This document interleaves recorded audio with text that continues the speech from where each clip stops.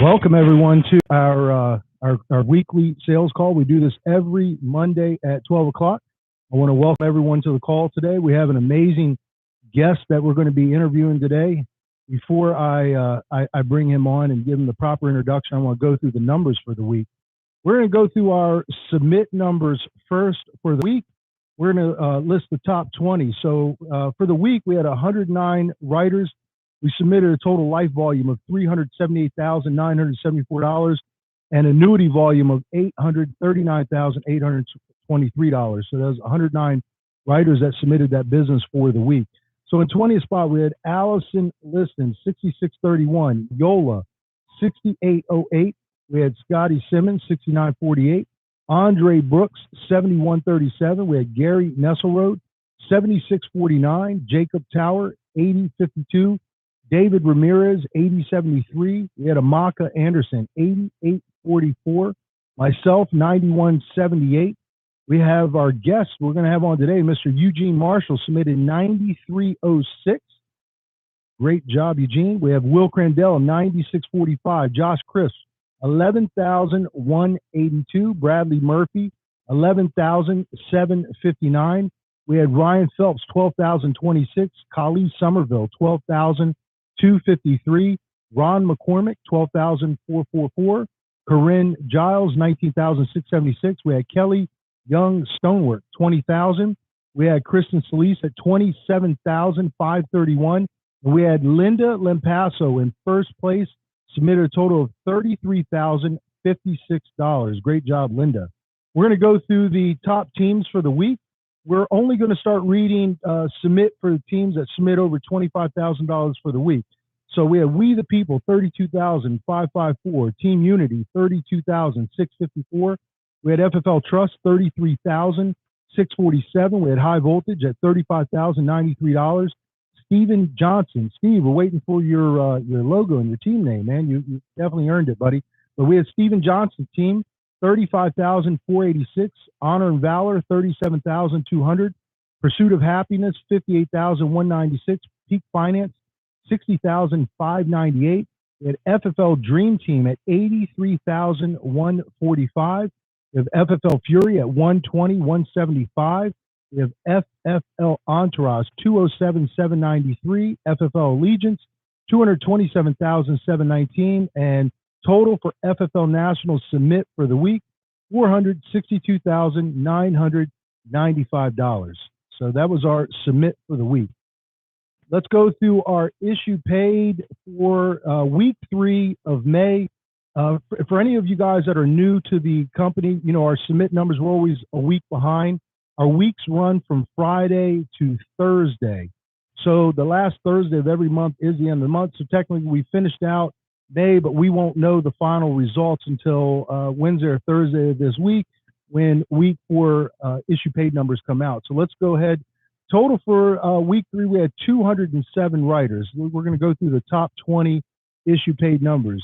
$16,016.28. That's for Nick Leonard. We had Jasmine Spalding, $16,703.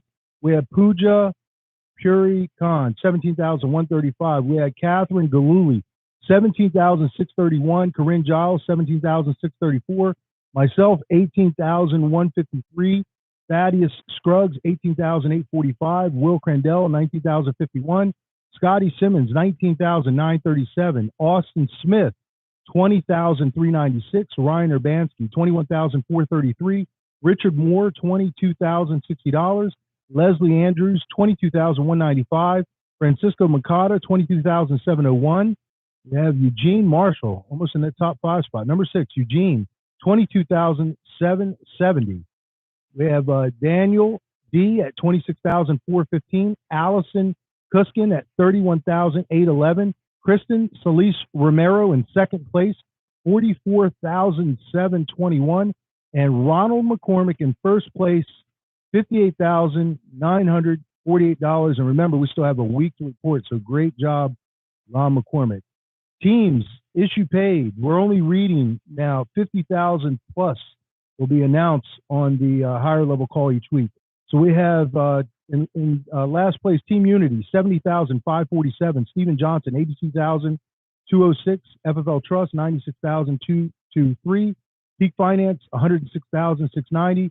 FFL Honor and Valor, 120, 787. We the People, 141, 578. Dream Team, 157, $82. FFL Pursuit of Happiness, 169, 731. Team FFL Fury, 248, 855. FFL Allegiance at 477, 430. FFL Entourage at 489, 404. And total issue paid for FFL National, $1,157,637.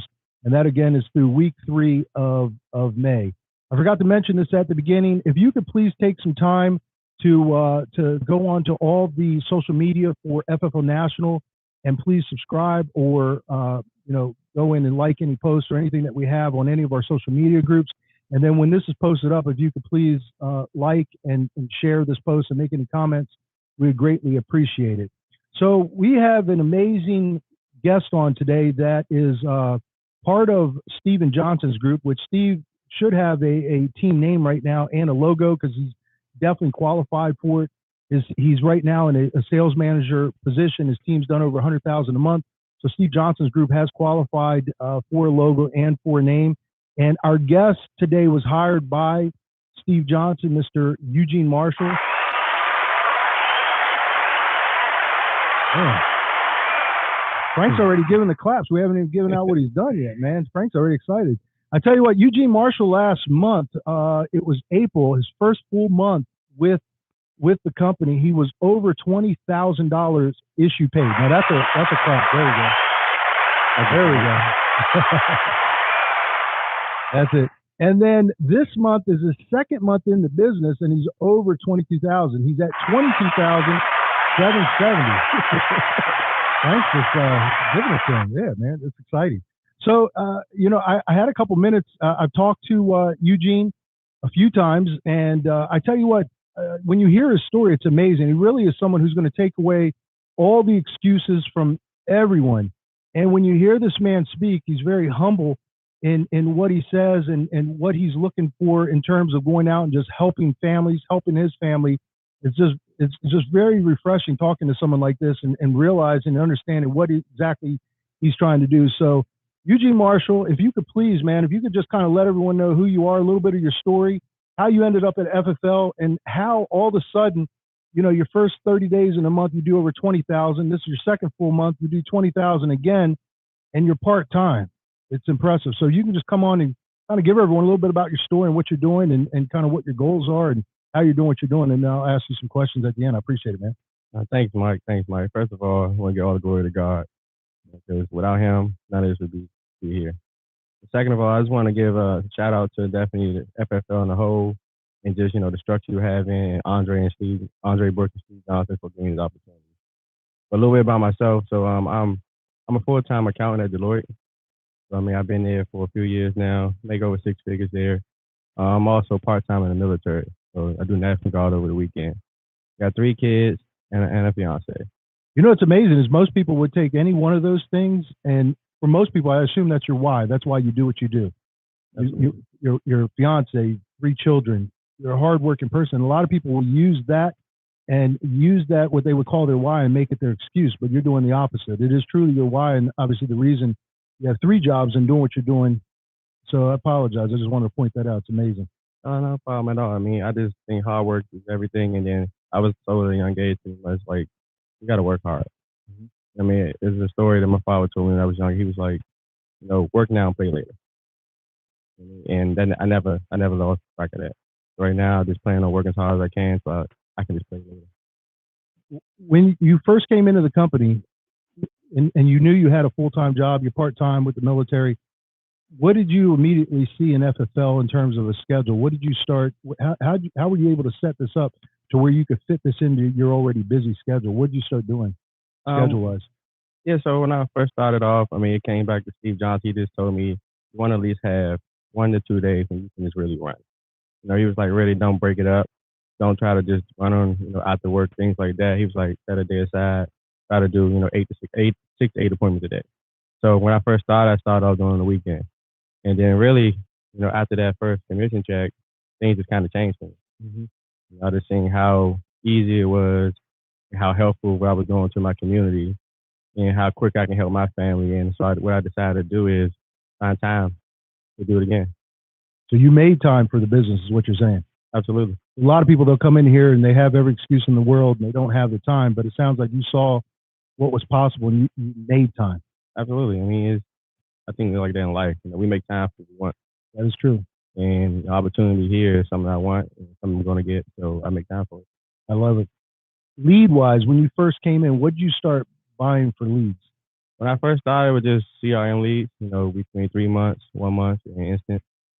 And then over time, probably the last 3 weeks, maybe a month now, I started dropping some power mailers just a little bit more into the mortgage protection.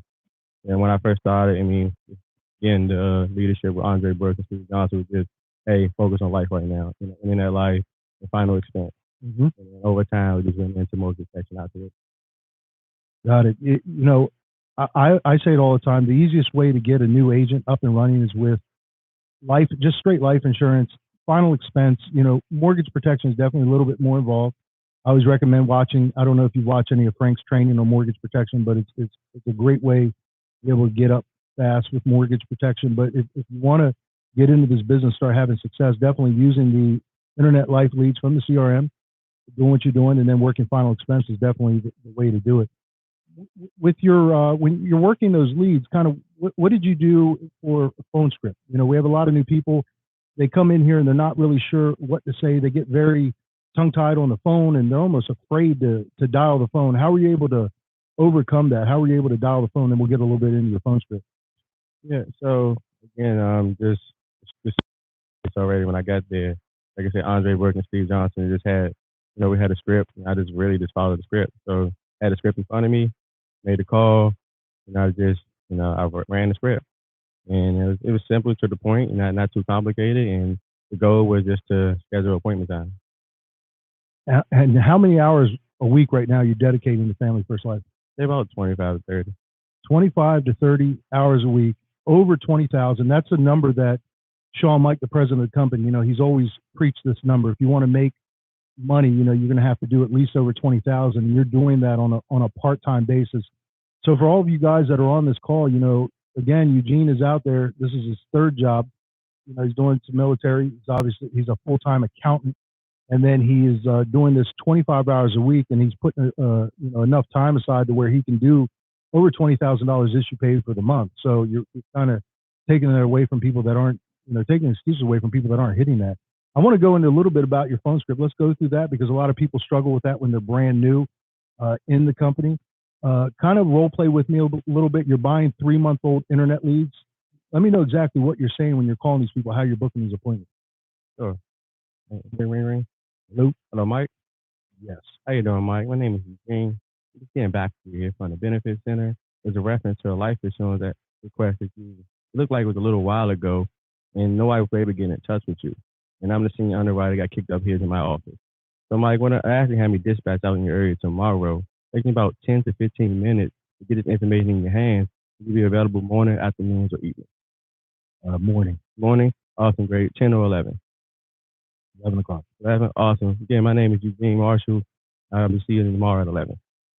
It's that simple. Pretty much. I mean, I did miss one right there. Typically, after I schedule the time, I'll verify the address. What I found out what works for me is go ahead and set the appointment time first, and then I verify the address later. Got it. So then at the appointment time already set. So then the address shouldn't be a problem with it. In terms of objections that you get, a person says, I already took care of it. How do you come back with that? I asked them what they took care of. I already took care of the insurance. So I was like, great. Well, then I'll let them know I'm a broker. I work with 17 different companies. And I would ask them, are they open to saving money on what they already have? Really just make everything real simple. Yeah. I mean, they say no, it's fine. I got a bunch of leads I can call to. I mean, it's really, to me, and it's not a no for now. It can be a no for now. It doesn't mean a no for later. Uh-huh. I mean, I just put in my pile. Okay, I call them back in 2 weeks to a month. Wow. So you talked a little bit earlier about integrity, and I know Frank really over the last couple of weeks, we have a lot of calls and we're talking about it in integrity marketing. And you being someone who's coming in part-time, you're doing over 20,000. in order to be able to achieve that, you need to start hiring and building the team. Kind of what are some of your goals right now in terms of building the team? What are you looking to do? Right, yeah. So right now I'm definitely still talking to family and friends, but I'm actually in the process of hiring a recruiter. And I just feel like that's going to be the fastest and quickest way for me to start doing like a mass hiring because we only got a year or so, a little over a year for integrity. Mhm. So I really need to hit the ground running. I mean, there's no time wasted. So I'm in process right now hiring a recruiter. So here we go. We have someone who is part time. Again, he's doing over 20,000. He's already talking about hiring and recruiting, and then building. It's amazing because everyone that is in this group, we have so many people that are full time and that aren't issuing $20,000 a month, and then don't have staff. And here you are on a part time basis, doing over 20,000 and getting ready to start building and start hiring staff, which is it's very refreshing to be able to meet someone like you and just really see it and get it because the system and the structure that we have in place at FFL, Sean screams about it all the time. If you listen to Sean might talk much, he kind of just screams that this is a simple business. We have the structure, we have the system in place for anyone to do it and anyone to have the kind of success that you're having. Based on what you've seen since you've been here, I mean, is that kind of what you see? You haven't really ran into, I guess, any real stumbling blocks since you came along. Everything's just kind of coming and flowing with you. Yeah, I mean, so for me, I don't know if this is my accounting background, so I just kind of break it down. I mean, if I'm running 3 times a week, if I close an appointment a day, I mean, that's 3 appointments a week. And 4 weeks, that's about 12. So let's just say you get 10 to 12, deals a month, you're gonna land on the $15,000 to $20,000 that you paid. So really, I think it's in the simplicity that I think some people just don't break it down. If you break it down that way, a deal a day, a deal a day keep the doctor away. That's kind of what we say. Deal a day keep the bill collectors away. Right, there you go. Right. Let's get a little bit about your schedule. Exactly. When is it? When are you dialing? When do you start? Let's go through some of that. When are you making your dials? What days are you running? So we have other people that are just coming aboard. How can they follow along your footsteps and do the same thing you're doing? Go through some of that. Exactly what your schedule is. Sure. When I first started, it was mainly just the weekend, so I would dial Friday, Saturday, and Sunday. But over time, since I've seen some success, I was like, okay, I want to do this more. And since my full-time job is fully remote now because of COVID, I had to take advantage of it. Mm-hmm. So, down in PG County, we do a dial a day, run a day. Mm-hmm. So, I mean, I'll dial Monday for Tuesday, dial Wednesday for Thursday, and Friday for Saturday, Sunday if I'm running. Okay. So, I mean, I try to book up 6 to 8 appointments a day, and that's in between meetings. So if I got a meeting, I schedule around it. So some days, I'm out at 8, maybe back in at 8, run to 8. Because maybe I got 8 appointments that day, maybe it's 6. Maybe I just got some appointment, other work in between. So with your full-time job, if you're dialing on Monday, how are you doing both? How are you doing your full-time job and then dialing? So, and just flexibility. I mean, I make time. I mean, it's tough some days, but in between, I just make time. Love it. How many leads are you to be able to book the appointments that you need? You said you're booking 8 appointments on a run day. How many leads are you buying each day to be able to do that? So when I first started, I bought a good amount of leads, but what I do now, I at least have 20 fresh leads every dial day. So between my 20 fresh leads and other leads I did not get to, maybe a few days before, maybe it was called back, maybe, some people didn't answer, I'm able to at least get my 8 appointments a day. So at any time, I've always had 40 to 60 leads I'm calling in the dial session to get 8 appointments. 40 to 60 leads. And they're internet. And you're booking 8? Sometimes. I mean, sometimes it's more. I mean, it all depends. I mean, and then if I'm having a dial day and it's not going well, I buy more leads on the spot. I mean, to me, the cure everything is just buying leads. I mean, I get mad. I don't get ready to get upset. I buy more leads. I'm laughing because literally everything you said is it's like you've been here for forever, Frank. Everything we say to him, he's like repeating everything that has always been said by Sean. It's funny because we used to think, I know a lot of people thought Sean was crazy when he talked about anyone. You're part-time and doing, I mean, I saw you pay $14,000 on the last week of last month, April. And so I've seen you do it, and you're doing this stuff on a and it's like every question I ask you, it's almost like you've watched the videos for the last couple of years, and it is crazy. What's your current budget right now? Like, what are you spending each week on leads to be able to write what you're writing? I do anywhere between $500 to $1,000 a week. So if you came on full time, wouldn't it be safe to say if you just simply doubled what you're doing, then your production actually your production would more than double, you know, but if you're doing 25,000, can you easily see how if you're working 40, 50 hours a week, you'd easily be at 50,000 plus per week, Absolutely. spending $2,000 a month instead of 1,000, or $2,000 a week instead of 1,000. Absolutely. So all the numbers make sense to you. So you have an accounting background, and you're kind of just breaking everything down numbers wise, and you don't seem to have like a lot of emotion. And even when I talked to you, you had a great day. You weren't like overly excited. You were just like, yeah, I did it. I'm just doing what I'm supposed to do. The numbers are just kind of making sense. And, you know, you're not like overly crazy about it saying I'm the man beating yourself on the chest. You're just kind of running through the numbers and following the system, which is very impressive. It's probably because that day, Mike, I mean, I might have had 8 appointments and closed 3. I was hoping to get 6 or 7 that day. If I break the numbers down, like, if I'm doing, $5K off for 3 appointments, I could just imagine I have 8 appointments and sit with 6 and close 6. Mm-hmm. And I just really think about those things. How great not only I'm going to feel, but how many families I really helped that day. What are some of your goals coming up here in terms of building a team?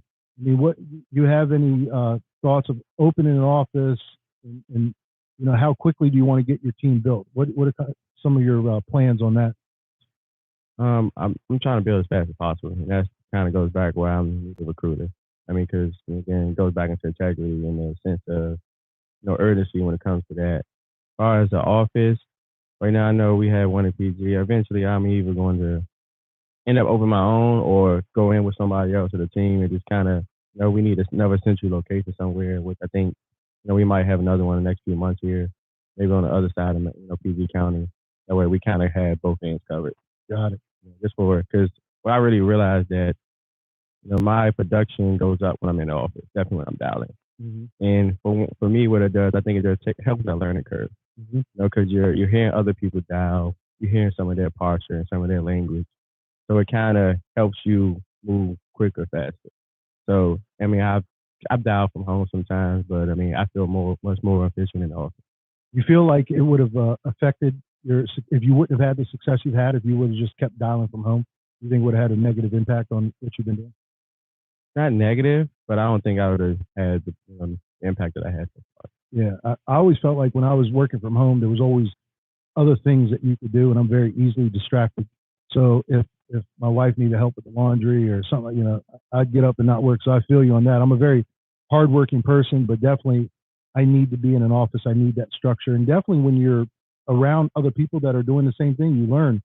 We have people in the office, and you just start picking up on what things people are saying on the phones. I think it's very, very difficult. Obviously, if you've never done this before, to be able to be at home and train yourself. So definitely going to an office again is a very important part of what we do.